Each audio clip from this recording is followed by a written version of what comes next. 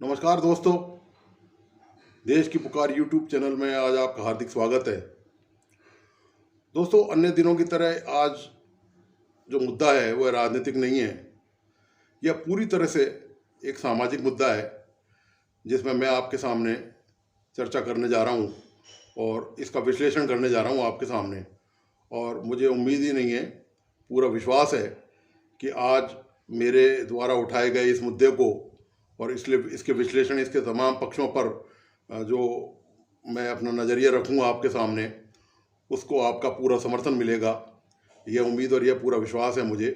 आप इस वीडियो को अंत तक देखें और इस यूट्यूब चैनल, देश की पुकार यूट्यूब चैनल को लाइक, सब्सक्राइब करना और बेल आइकॉन दबाना प्लीज़ नहीं भूलें, ताकि मेरा भी उत्साहवर्धन हो।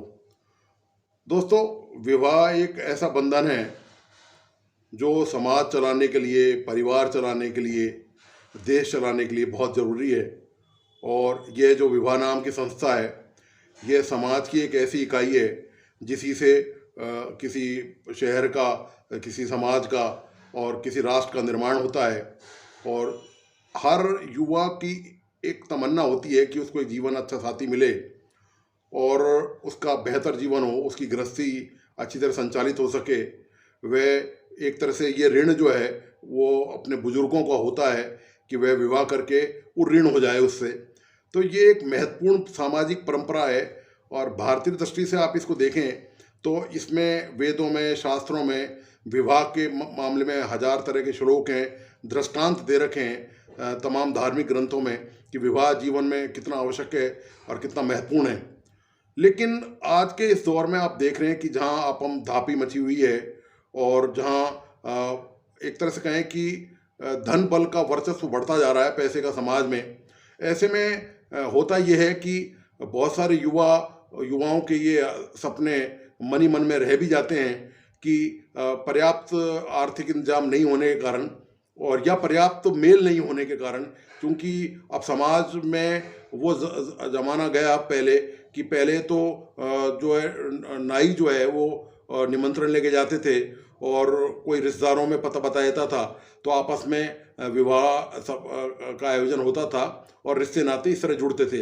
लेकिन अब चूंकि वो ज़माना नहीं है कि इतने रिश्तेदार सबके यहाँ नहीं है कि वो एक दूसरे के बारे में ये बता सकें कि सब उनके यहाँ कौन सा अच्छा वर है या अच्छी वधू पक्ष के लोग हैं वहाँ पर मौजूद हैं।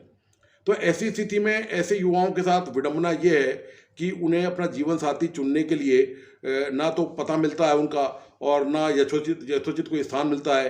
दूसरा, उनके पास इतनी व्यवस्था भी नहीं हो पाती है कई बार कि वे उसका खर्चा उठा सकें। तो ऐसे में ये जो बीड़ा है, ये जो महत्वपूर्ण कर्म है, ये जो सांस्कृतिक धर्म है, ये जो आध्यात्मिक धर्म है हमारा, इसको उठाने के लिए बहुत सारी संस्थाएं देश में, समाज में लगातार सक्रिय रहती हैं, लगातार प्रयत्नशील रहती हैं। आप और हम में से भी बहुत सारे लोग ऐसे समारोह में शिरकत के भागीदार बने होंगे निश्चित तौर पर कभी ना कभी। और इस तरह की जो चीज़ें, आयोजन प्रयोजन है, वे समाज को एक अच्छी दिशा में गति देते हैं कि किस तरह से सामूहिक विवाह होते हैं।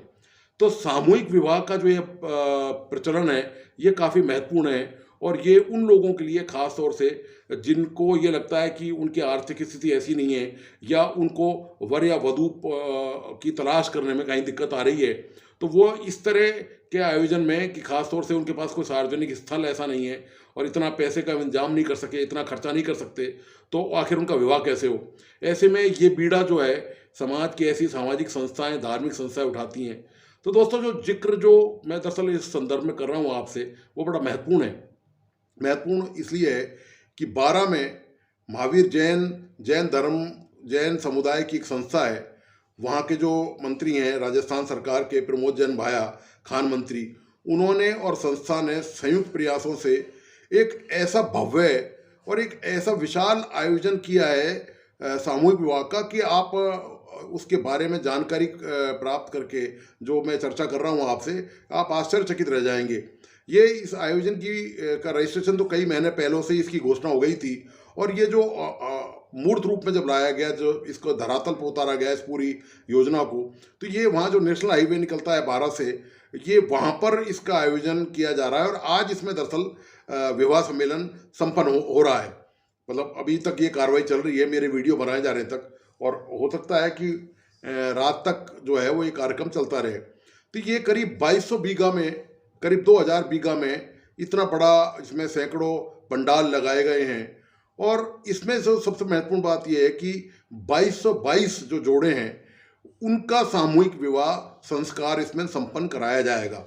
इनमें से करीब आप ये देखिए कि 111 जोड़े जो हैं, खास बात इसकी ये है इस विवाह सम्मेलन की कि इसमें 111, इन जो जोड़ों में 111 जोड़े मुस्लिम जोड़े हैं, ऐसे जो जिनकी आर्थिक स्थिति ऐसी नहीं थी कि जो सामूहिक तौर पर जो अपने निजी स्तर पर इस पवित्र बंधन को अंजाम दे सकें, तो उन्होंने इस सम्मेलन में शरीक होना उचित समझा। ये सबसे, इसलिए इस जो सामूहिक विवाह है इसको सर्वधर्म सामूहिक विवाह का नाम दिया गया है। ये इतना भव्य और विशाल आयोजन है, आप इसकी कल्पना इस बात से कीजिए कि गिनीज बुक ऑफ लंदन से एक टीम इस विभाग की रिकॉर्डिंग करने आ रही है। ये एक नया विश्व रिकॉर्ड बनेगा एक तरह से, ये समझिए आप, जिसमें 5 लाख लोगों के लिए पिछले 4-5 दिन से खाना बन रहा है। और करीब जो खाने की जो मात्रा है वो है करीब 4 लाख किलो।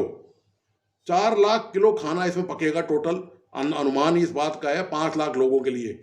इसके अलावा आप देखिए कि जो मेन हाईवे है, जो सड़क जो जहाँ तक विवाह स्थल पर जाते हैं, वहाँ पर एक भारी भरकम मोटी पानी की लोहे की पाइपलाइन डाली गई है और उस पर हर 2-4-5 फुट पर एक टूटी लगाई गई है। ऐसी हजारों टूटियाँ लगाई गई हैं ताकि मई के इस मौसम में, हालांकि बरसात के कारण थोड़ा सा मौसम अनुकूल हो गया है, थोड़ी ठंडक बढ़ गई है, लेकिन उसके बावजूद भी जो लोग वहाँ विवाह सम्मेलन में शरीक होने के लिए आ रहे हैं, आसपास ये देखने के लिए आ रहे हैं, आसपास के बारा के, कोटा के, झालावाड़ के आसपास के लोग कि इसको देखने चले कितना शानदार आयोजन हो रहा है। तो उनके पानी पीने का इंतजाम सड़क पर ही है, आप टूटी खोलिए और पानी पीजिए और टूटी बंद कर दीजिए। ऐसी हजारों टूटियाँ, मैंने इसका एक वीडियो भी इसमें डाले हैं, 2-3 वीडियो, और मेरा प्रयास रहेगा कि रात तक मैं इस यूट्यूब, अपने जो देश की पुकार यूट्यूब चैनल है, इसमें दूसरी वीडियो भी मैं इससे रिलेटेड डालता रहूं।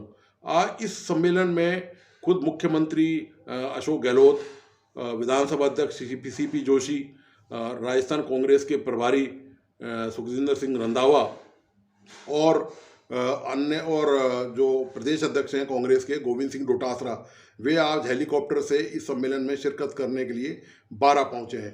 तो दोस्तों, इतना भव्य, इतना शानदार आयोजन है कि आपको, और सबसे महत्वपूर्ण बात इसमें ये देखिए कि आप इतना भव्य इंतजाम करना बगैर किसी कोई रुकावट के, इसमें वैसे तो सुरक्षा की पूरी व्यवस्था की गई है, करीब 2000 पुलिसकर्मियों को सुरक्षा के इंतजाम के लिए लगाया गया है। वो सिर्फ इसलिए कि भाई कोई भी ऐसी वैसी बात नहीं हो, लेकिन ऐसा इसमें कुछ भी नहीं है। सब इसमें बहुत सारे हजारों स्वयंसेवी जो अपनी मर्जी से ही इसमें शामिल हुए हैं, वे अपनी सेवाएं वहाँ पर दे रहे हैं। और बहुत सारे एनजीओ इस तरह के हैं, बहुत सारे ग्रुप्स इस तरह के हैं जो अपनी सेवाएं, निःशुल्क सेवाएं अपनी, अब कोई फिजिकल सेवा दे रहे हैं, कोई किस तरह की सेवा दे रहे हैं, कोई आर्थिक सेवा दे रहे हैं, कि इन्होंने कोई और व्यवस्था का इंतजाम किया है, कि इन्होंने पंडाल की ड्यूटी संभाली है, कि इन्होंने खाने की ड्यूटी भी संभाली है।